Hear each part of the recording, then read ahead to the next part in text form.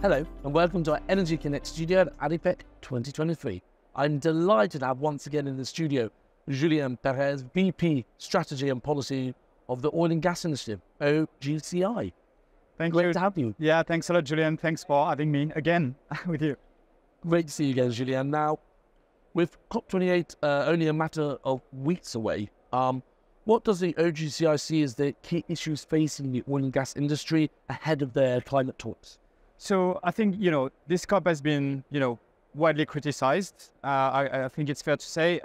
And I think it's unfair because it's clear that Dr. Sultan is sending a very strong signal to the industry that it's time to take actions. It's time to step up and demonstrate what the industry is doing already and what they can do in the future as well to accelerate the transition. So for me, what is at stake here is really a capacity for the oil and gas industry to step up. Both the international companies that everybody knows, but more importantly, the national companies, mainly coming from the producing nations. And yeah, just align and really demonstrate leadership. After spending a couple of days here at ADIPEC on the conference in the halls, what's your sense of the industry and the mood you got from ADIPEC here in the lead up to COP? Well, the first thing is to say that, like you can see everywhere on the banner, that ADIPEC is decarbonize faster together. So I think it's great to see this thematic to be like the central point of ADIPEC. It has not been always the case in the past years, and it was much more about energy project and so on. But now the focus of all the discussion I've been participating to, and the one that I've observed as well, were only about how to address the climate challenge. And I think this is a big change, and it puts, like the mood, to take your words, in the right direction toward the COP.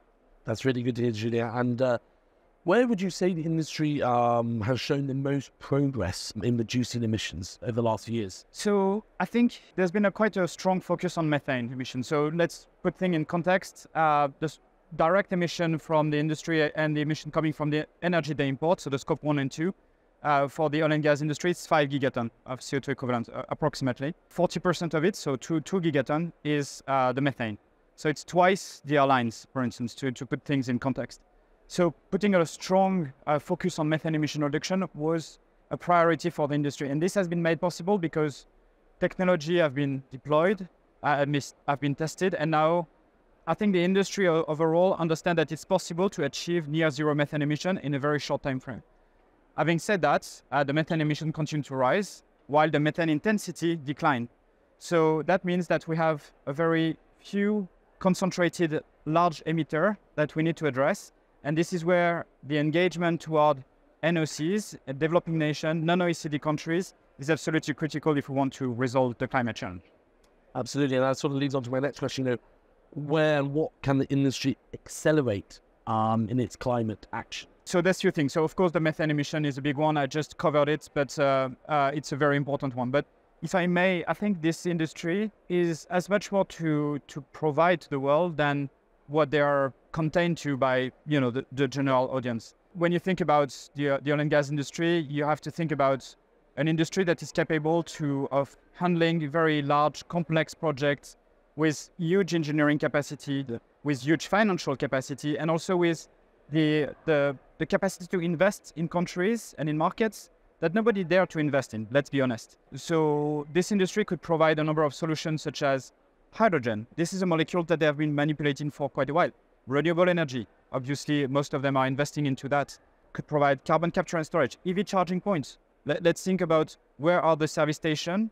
These are the places where the EV vehicle will need EV charging points. So I think this industry has the capacity to really bring a multi-solution platform and also balancing between the electrons and molecules depending on the local needs of different regions, depending on the customer needs. If the industry is managed to be welcomed at the COP and managed to demonstrate leadership, then I think it will be probably more in the center of the discussion and could provide much more solution than what it does today, and so accelerates the solution to the climate challenge. Just before we go, what is the OGCI doing then to help industry play its part in meeting the Paris goals? One of the key focus of OGCI is to engage the NOC, so the national oil companies, in the non-OECD country, which have been really set aside of the climate debates for too long.